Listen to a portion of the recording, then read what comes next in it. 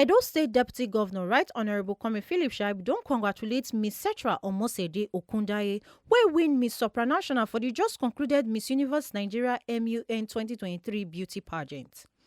Miss Universe Nigeria 2023 wey shele on Sunday, September 10, 2023 for the Eko Convention Center, Eko Hotels and Suites, Victoria Island for Lagos State.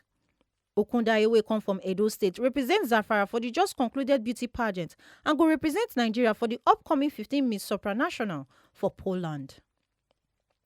Deputy Governor Philip Shaibu Controwe salute give Okundaye for her brilliance and exceptional performance and talk say her feat demonstrate the indomitable Edo spirit and can describe Miss Okundaye as inspiration to many young women for Edo and beyond and can call on her to remain focused. Ekomsi talk say Miss Okundaye na true embodiment of beauty with brain and she don't capture plenty hearts with her remarkable personality, pose and dedication and say her emergence as winner for Miss Supranational for the 2023 Miss Universe Nigeria beauty pageant na testament to her outstanding qualities and potential to shine on global stage.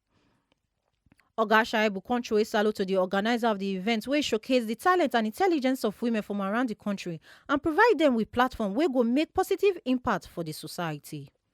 Ekomsi say he understands say the Miss Universe Nigeria beauty pageant not be just competition of physical appearance only, but also na platform to promote women empowerment, humanitarian causes and positive change and say he believes say Miss Omosede possess the qualities and determination to make ogbonge impact for these areas.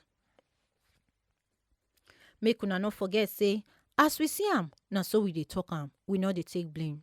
From TMC TV studio, Awero Sogene Ejo, TMC TV News.